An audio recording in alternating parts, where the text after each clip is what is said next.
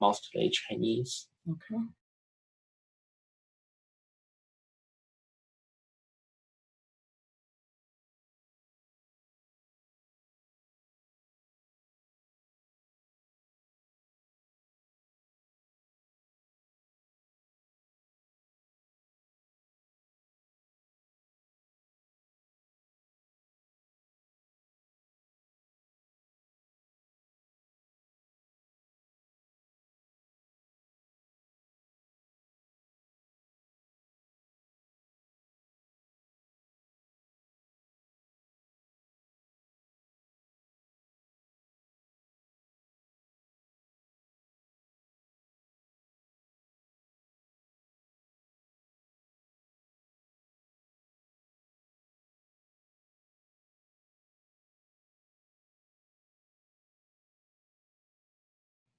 Test, test, test.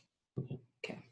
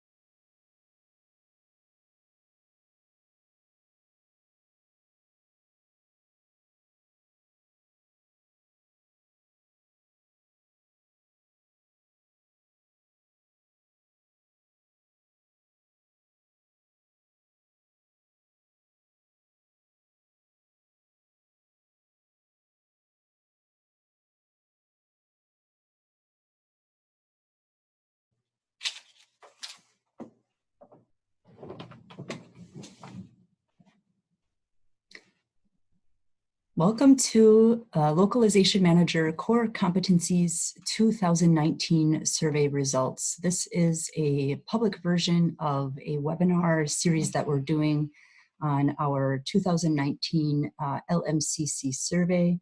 Our exclusive version of this webinar was last week, February 19, 2020. This week we are holding a public version of our webinar, and we thank you, anyone who is out there listening to this recording. Localization Manager Core Competencies, our acronym for this research project is LMCC.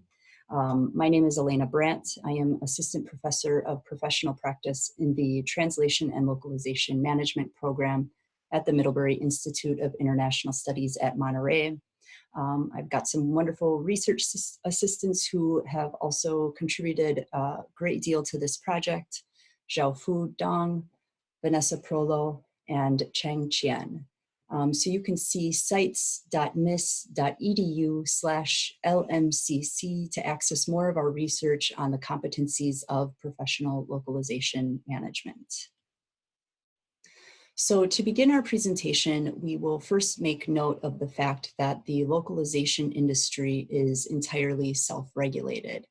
And there's a great quote that comes from the Confidentiality Dilemma in the Language Profession, an article from the Savvy Newcomer, which states, checking credentials and providing any non-disclosure agreements required for the particular job or relationship is truly up to the person or entity contracting the service. If this is not done properly, the consequences could be disastrous. Regarding the need for the localization industry to regulate itself, international standards of best practice such as ISO 17100 are exceedingly clear that industry regulation falls to LSPs. So what you're seeing on this slide is 5 separate quotes from a section of about 300 words, which explicitly assigns regulation of ensuring that the best talent and most appropriate talent available is assigned to tasks and translation projects, that responsibility falls to LSPs. So you'll see just the last 3 points on the slide. The TSP, the translation services provider, shall determine the translator's qualifications to provide a service conforming to this international standard. Again, the TSP is responsible for ensuring that revisers have all necessary competences, and the TSP shall also ensure that reviewers have all relevant qualifications. Within that backdrop, where international standards are very clearly indicating that industry regulation falls to language service providers themselves, the LSPs themselves assign this regulation to localization project managers, to LPMs. So that being said, localization project managers are our industry's regulators. LPMs are the ones who are receiving jobs and deciding who will handle that content. And according to ISO 17100, the TSP is also responsible for ensuring that project managers have the appropriate competencies for carrying out this industry regulation. But what those competencies are is something that has needed to be clarified a little bit more. So that is the purpose of the LMCC project. Our purpose is to identify core competencies that are shared across diverse roles in localization management with the long-term aim of contributing to international standards of best practice related to localization management. And the benefits of standardization are many. Standardization stimulates innovation. It's something that helps shape sectors. It's something that also increases profitability. And you can see the other benefits here, which were taken directly from a good resource from the American National Standards Institute, the Introduction to Standards. They have a number of case studies that demonstrate that standardization has benefited a few different industries. That being said, despite the fact that there are all these great benefits to standardization, what we tend to find is that corporate decision makers are unaware of the strategic value of standards. That being said, our secondary objective, or one of our many secondary objectives on this project, are to evangelize on the need for standardization of localization management competencies among corporate decision makers. That's not to say that that standardization is entirely great. Standardization also drives up cost. It can be used to establish monopolies. It can also enforce protectionism within an industry. And so we do want to be clear that our intention is not to contribute to excessive barrier to entry in the field, but our intention is to contribute to professionalization of localization roles through consensus building and due process. And our intention is also to collect stakeholder opinions through an open and transparent process. So essentially, we're trying to decrease the learning curve. And so you're seeing on this screen an image of an hourglass. And what we're essentially saying is, when a localization manager first begins the job, if they walk onto the job off of the street, what are the tasks and projects that they are assigned within the first 2 to 5 years of employment? And as they complete each of those tasks, as they manage each of those projects, those tasks and projects essentially become case studies that inform the competencies that they have for the role that they're carrying out. And so is there a way for us to take what a project manager or a localization manager learns in 2 to 5 years of experience on the job and boil that down to some competencies so we can decrease the learning curve and allow people to train and be onboarded to the industry much more quickly? So our goal essentially as educators and trainers is to teach competencies that are foundational to roles that you see in this bottom triangle here. And we consider each one of these roles a localization management role. The roles are very closely related. So you're seeing the LPM, the loc engineer, the quality manager, and the account manager. And to a certain extent, the quality manager is still a project manager. Anytime the quality manager is sort of logging and managing queries, anytime the quality manager is participating in stakeholder management, they are essentially carrying out localization project management tasks. And anytime the localization project manager in turn is planning processes so that to prevent errors from popping up and moving downstream, that they're essentially taking a quality management role. So the roles are all very closely interrelated, and we'd like to train people to be proficient very quickly in the roles at the bottom of the triangle so that people are more quickly able to go on and succeed in more strategic roles, like production management, program management, and global strategy. And so you'll see that this is kind of related to that hourglass metaphor that we presented in the previous slide, where we're essentially trying to fill the bottom half of the hourglass so that individuals can go on and have success throughout their career trajectories. So the impact to the profession, there's sort of maybe within the last sort of 10 or 15 years, when MT has sort of become a major topic of conversation. Of course, for translators, the fear was that MT would lead to the translation role being automated away. And with increasing sophistication of artificial intelligence and sort of machine learning and all this sort of machine processing, there is talk as well, there has been talk as well that the LPM role will be automated away. Our position is that you're never going to automate localization project management, because localization project management is about people management, stakeholder management, doing the critical thinking that is necessary to solve unique challenges on localization productions. And I know that many of the PMs that are within my network at least would share the perspective that if some of these repetitive and data entry tasks like cutting POs could be automated away, that is completely welcome for the busy project manager who has so many decisions to make in a single day. If they can offboard some of those highly repetitive tasks and machines can take care of that in an automated way, that is something that is most welcome. So we're looking to try to increase professionalization, again, so that individuals can succeed in roles and gear their critical thinking, their cognitive load within a work week or a work day toward really driving global strategy. So the methodology of our project, we began this project in the spring of 2018 with the initial collection of 70 LPM job descriptions. After that, in fall 2018, we had some analysis of those job descriptions take place. In particular, graduate research assistant Cheng Qian analyzed quite a lot of the job descriptions, as did students in TRLM 8530 fall 2018. That's the localization project management class that students take in their first year here at the Middlebury Institute. And that year, we also gave a presentation on our sort of initial findings.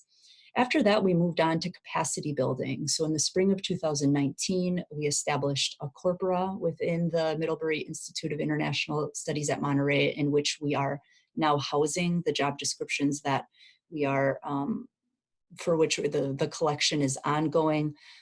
We're saving those resources because we think that they are really good sources of data for judging the success of our project long-term, and for also sort of judging the shifts in localization project management roles. So we'll want to be sure to participate in cycles of collecting job descriptions and analyzing job descriptions on a yearly basis so that our typology stays up to date with changes to the industry. In the fall 2019, we began evangelizing our project. We wrote a survey, had that survey kindly reviewed by Dr. Netta Avineri in a survey design class. And then we launched the survey, and we had 62 very kind respondents participate in our survey. We gave a presentation on the initial findings for our results of that survey at the ATA conference in Palm Springs. And we started last fall also our collection of job descriptions for our second corpus.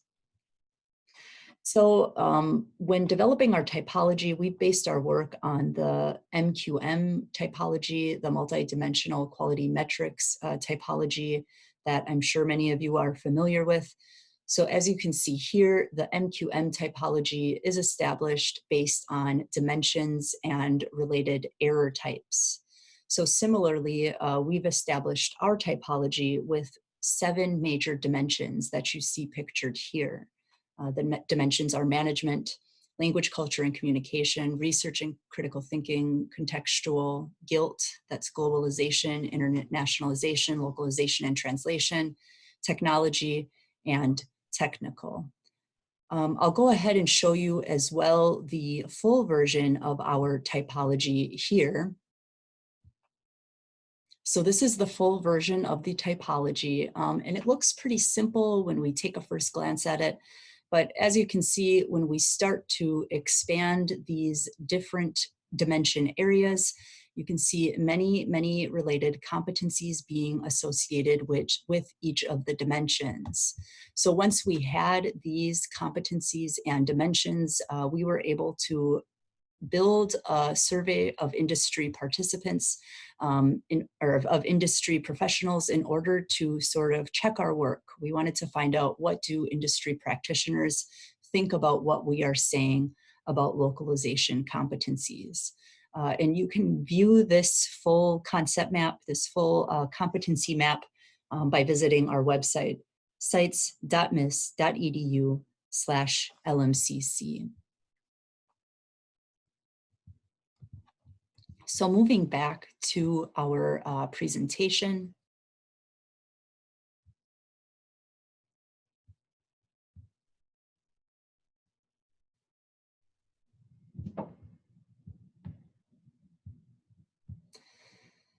And on to our survey results. So we were essentially, we asked participants of our survey questions related to the typology that we developed and the specific competencies and skills that we nested underneath those 7 dimensions that you saw.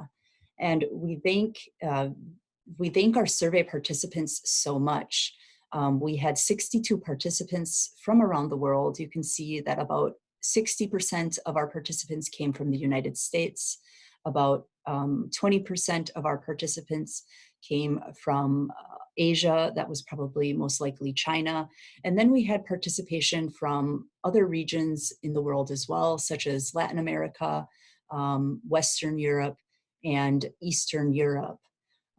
So our thanks to the survey participants as well, because our intention was for the survey to take around 15 minutes to complete, and we found that survey respondents ended up taking a much longer time, simply because our questions were probably so lexically dense that it just took more time for people to work through it. So that's something that we're taking into consideration as we build our surveys, our next set of surveys that we'll be doing to continue our research on localization management competencies. In terms of the experience level of the individuals who participated in our survey, you'll see here that we have a really well-rounded group of participants who participated in the survey.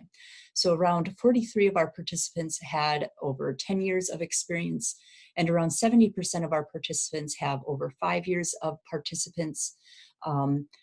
So that is to say that those who were responding tended to be experienced professionals, people who had been in the localization industry for quite some time and have been around the block a time or two. We'd like to encourage those who are new to the field, newcomers, to take any future versions of our survey, because your fresh perspective on these localization issues is something that is really needed. It usually tends to happen that the more experienced that you get, the more that you consider a problem, the more blind you become to certain details of the project that you're working on. And so those who are less experienced, who bring a fresh set of eyes to this project, we sure would love to have your participation in future surveys.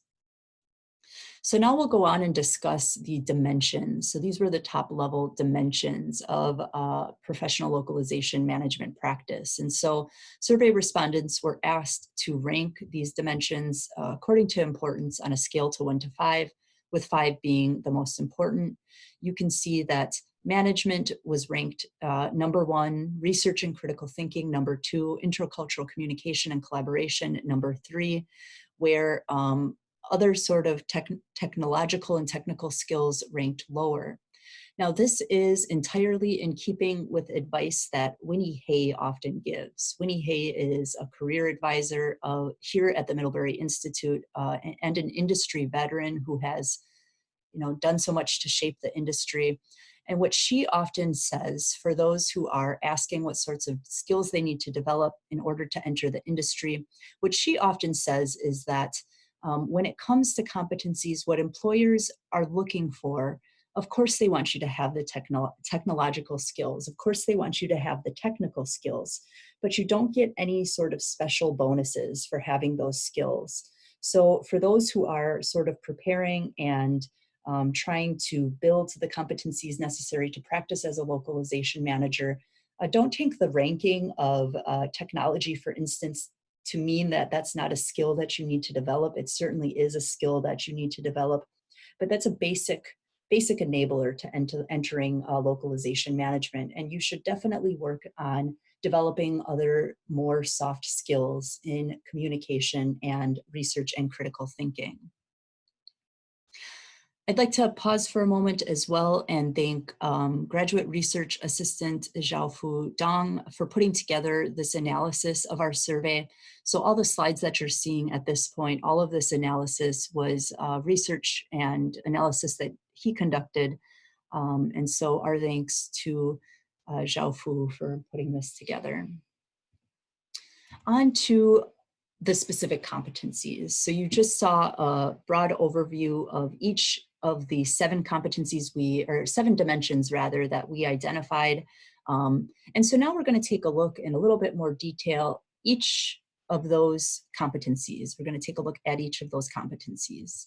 So under the management competencies, survey respondents were presented with a list of around 15 different competencies that we nested under the dimension of management.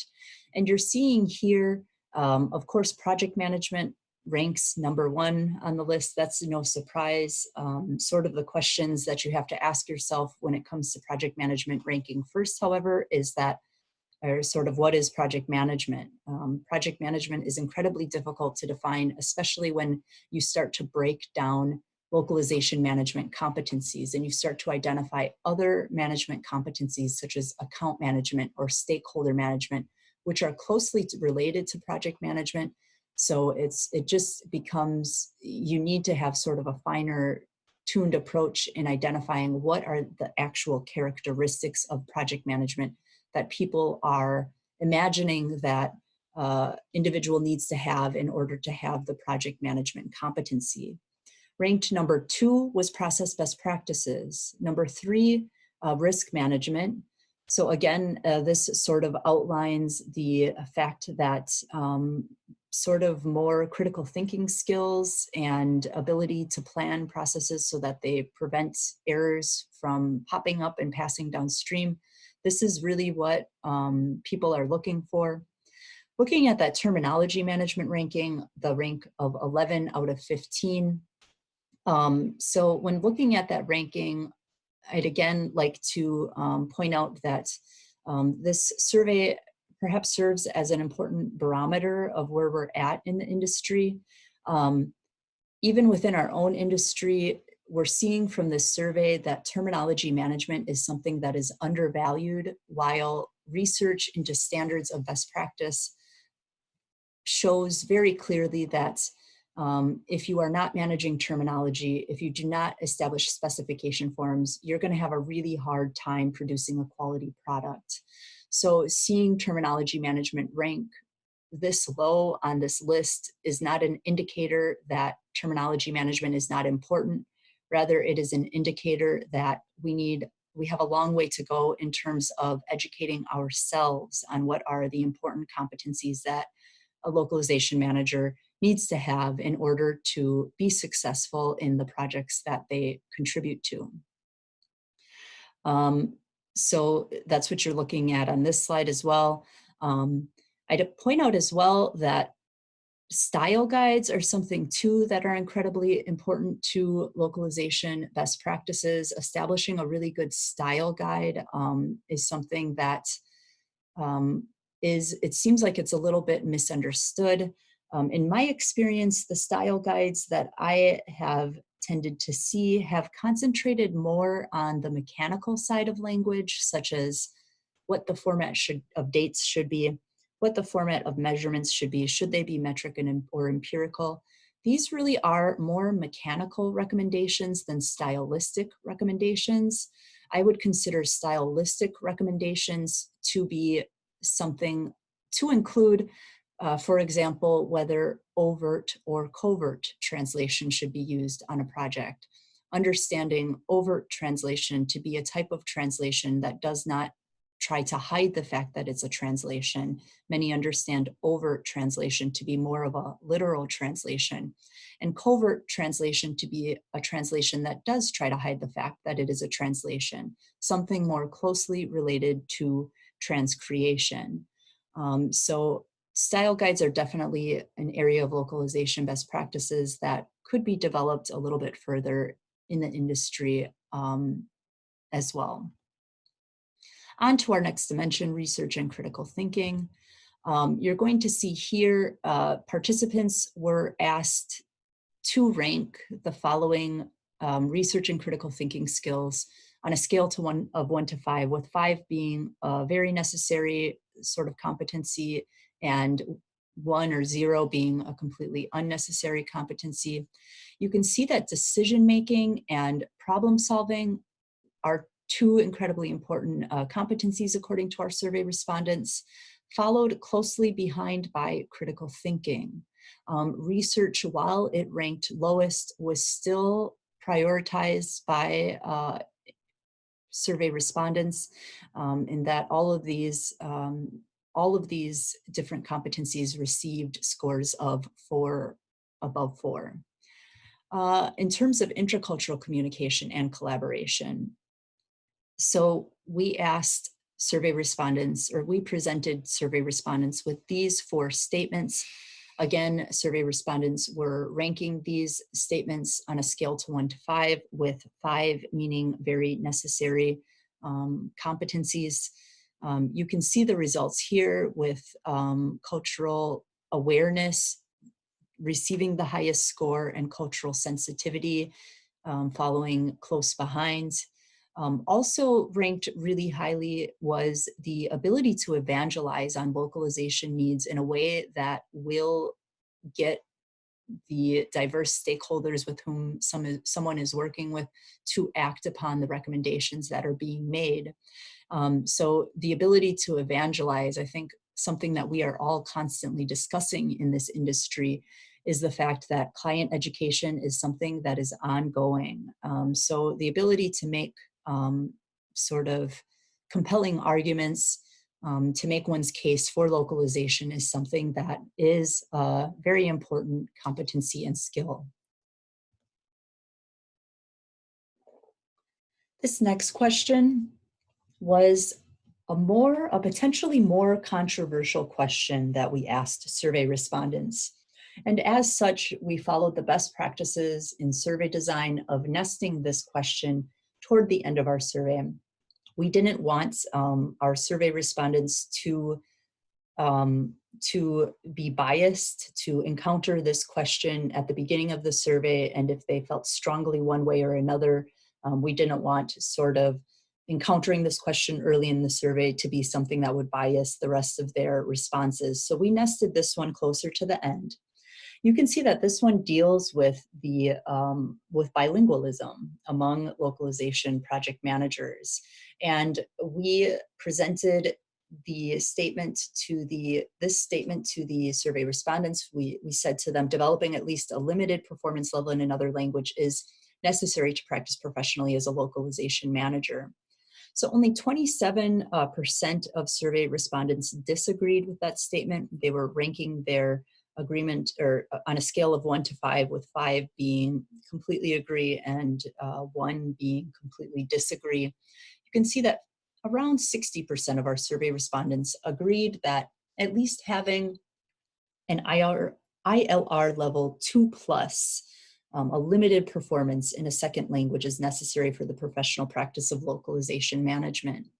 Now, this is something that, in my experience at least, I completely agree with this statement. And so this is a reason as well why we wanted to pass our survey before industry professionals, because for instance, this statement is a bias that I bring to sort of this survey and to our competency work. And so wherever we can get more people involved in our work and taking a look and expressing their opinions on our work, that's something that mitigates the biases of us, the lead researchers on this project. And in my opinion, the reason I believe that bilingualism is necessary to professional localization management, it's not to say that a highly talented monolingual individual cannot work in localization. Of course, we would never make sort of a hard rule or a hard statement that no monolinguals are allowed to practice in our industry.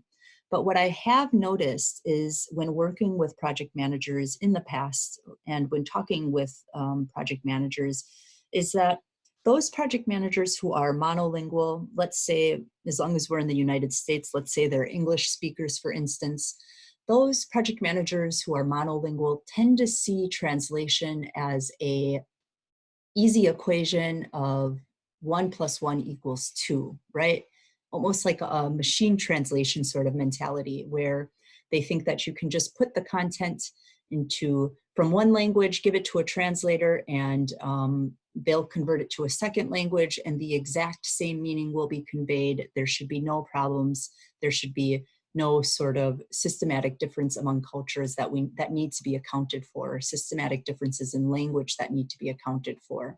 So in my opinion, monolingualism is something that maybe gives project managers a little bit of a blind spot when they work in localization management. Guild competencies, globalization, internationalization, localization, and translation. Localization ranked the highest, that's no surprise. Our entire typology is about localization, and we're talking about localization management, so it would stand to reason that localization should be the top ranker. Translation was the next highest ranking of the guild competencies. So again, sort of no surprises there. What I would add about our entire typology when talking about these guild competencies in particular, the guild competency and the guilt dimension of our typology is among the least developed of the typologies or of the dimensions. That's once again just because of the sort of the expertise that we have on our team. So our expertise on the team is very much related to localization project management. So of course we've been able to most fully develop, for example, the management competency of the management dimension of our typology. That's not to say that the management dimension is more important than the other dimensions because it has more related competencies. It's just the dimension that we have the most experience in. So I say this because for those folks who work in internationalization and globalization, for instance, we would sure love to have your opinion as we build out the other dimensions of our competency or of our typology.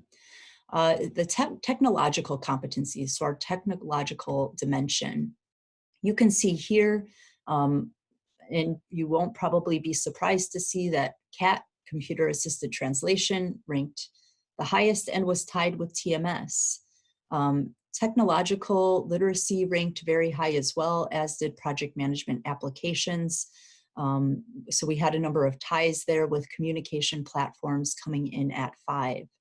What's interesting about these results is that we're seeing TMS right up there toward the top. And this is probably because, so TMS is probably ranking higher than project management applications and communication platforms, for instance, because TMS tie together the functionality of those other platforms and applications. So of course it would rank higher than a communication platform as a standalone application. Ranking in at number 6 was machine translation. This is very in line with what we see in the industry where machine translation is sort of a hot topic. So what this just demonstrates is that further sort of evangelization needs to happen on MT, being that when you think about something like PEMT, post-editing of machine translation, this is something that's often paid at a lower rate than traditional human translation. It's often undervalued, and a lot of translators don't want to participate in PEMT. But when you take a look at the standards on translation competencies and PEMT competencies from the International Organization of Standardization, the PEMT competencies are actually more robust than the translation competencies. To carry out post-editing of machine translation, you need all of the competencies that a translator, a traditional human translator, needs. And you also need additional professionalism. You need to understand MT technology. You need to understand common errors that are produced in machine translation. You need to be able to follow instructions so that you are not sort of increasing the scope of your work while you're conducting post-editing. And you need to be able to give really good structured feedback so that MT systems can be improved over time. As for the contextual competencies, our contextual dimension of the typology, you can see that we presented survey respondents with a few of the different competencies that we've identified thus far, we identified that localization managers must be aware of the marketplace, both client-side and vendor-side work. We identified sort of an awareness of organizations that operate within the industry, such as standards organizations like ISO internationally, and ASTM and ANSI here in the United States, research firms as well, and standards of best practice, ISO 17100, ISO 9000, these sorts of things. You can see that this is the area where we start to get less agreement among survey respondents that these competencies are essential. Marketplace ranks the highest, and understanding of organizations ranks the lowest. When it comes to those contextual competencies in standards of best practice, perhaps that's something that is viewed as sort of too high level, or perhaps people are a little bit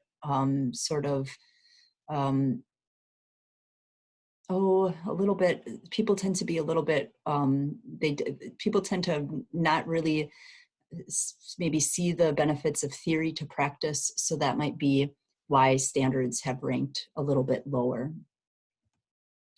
Onto the technical dimension, so our technical competencies. So we presented these technical competencies to our survey respondents. We stated that localization management requires an understanding of a specific domain, such as medical or marketing, an understanding of legal language, NDAs, ICAs, an understanding of data security. You can see that survey respondents agreed that data security is a pretty important technical competency that's really in line with the speed of growth of technology and sort of all of these high-profile data breaches that we are seeing in a variety of industries in recent sort of history. When it comes to legal language, about 50% of our respondents agreed that localization managers need to understand NDAs, ICAs, and terms and conditions. I would just say that generally you would think that, of course, you don't need localization managers to have a level of understanding of these legal contracts as a lawyer, for example, would need, but it sure is important for localization managers to understand the legal language that governs ownership over IP, the confidential IP of clients. That is certainly, in my opinion, a very important competency. Especially when thinking about sort of the level of file duplication that happens as we process projects. We end up having confidential client IP being duplicated into, dozens of different file versions, being stored in TMs, being sent both within a country and abroad to practitioners all over the world. And essentially, once that content is sent out, it is irrecoverable. So having project managers understand sort of the repercussions at their disposal when somebody has a data breach, in ways that they can kind of protect ownership over IP, that's certainly an important competency. So now on to data that we had not previously presented on this survey. And thanks again to Xiaofu Dang for putting together these slides. So these questions, again, were potentially a little bit more controversial. Questions that we were asking survey respondents on what they believed to be the necessary number of years of experience to practice as a localization manager, the necessary education, et cetera, et cetera. So you can see in this slide that around 50% of our respondents thought that 3 to 5 years was necessary for localization management for professional practice, and around 40% of survey respondents thought 0 to 2 years. For those who believe that 0 to 2 years is necessary, hopefully our typology will help onboard and help identify the training that needs to take place and the competencies that need to be developed for somebody who has zero experience walking in off the street. In terms of background, we asked our survey respondents what backgrounds they thought would allow someone to be and allow someone to have sort of success in localization management roles. And what survey respondents indicated was that translation sort of ranked the highest among those, followed by quality control and just general business skills. I've heard anecdotally from a few different project managers that I work with, and I tend to agree that at least having some translation experience really, really helps localization managers understand the job. If you are a localization project manager in particular, if you have conducted translation, that means that you will be better equipped to provide the translators that you're working with the resource packages that they need. You'll sort of be able to anticipate people's needs rather than be more reactive to the translator's needs that you're working with. In terms of degree programs, we asked survey respondents what undergraduate programs would best prepare individuals to enter localization management as a profession, and what graduate programs would best prepare people to enter into this professional role. What's interesting when you look at undergraduate programs, of course, translation in foreign languages ranked very highly. It's interesting to see localization not even on that list, and that just speaks to the availability of localization-specific education within the United States and worldwide. We currently don't have a lot of training programs available specific to localization. In fact, I'm aware only of a handful of certificate programs at the undergraduate level that are localization specific. Same deal with the graduate programs. You can see localization, of course, ranking the highest in terms of programs that would best prepare someone to enter the field. Yet, the localization specific programs that are available worldwide are few and far between.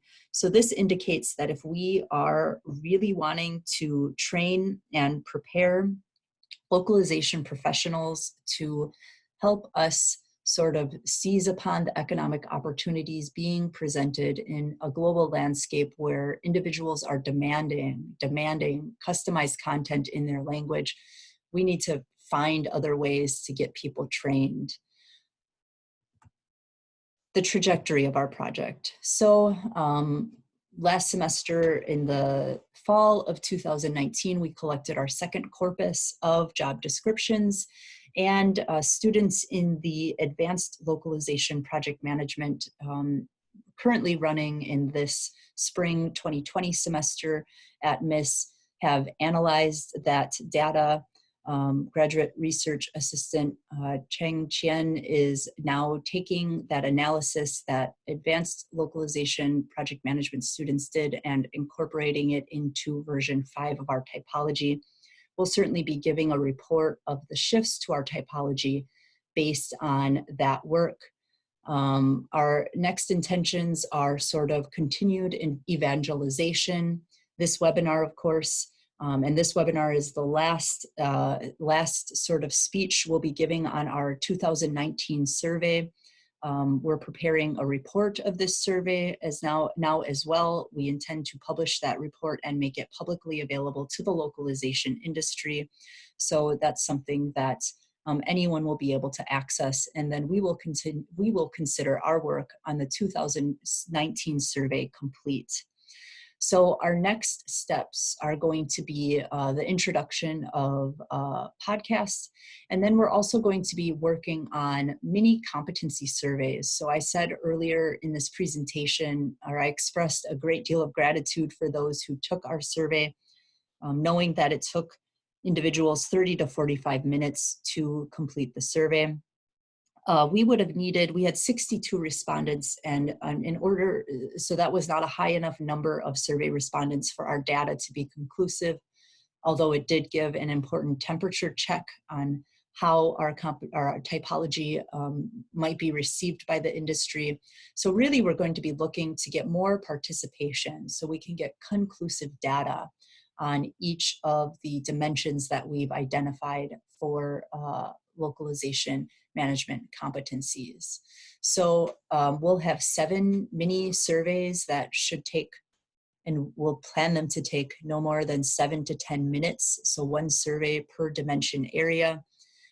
We are going to have a targeted rollout internationally in English, and if we manage to receive funding, we'll also have those surveys translated. And our intention, of course, with broadcasting our surveys internationally is not to impose our typology or our data onto other localization markets. Our typology is very much sort of developed based on the US market and US job descriptions.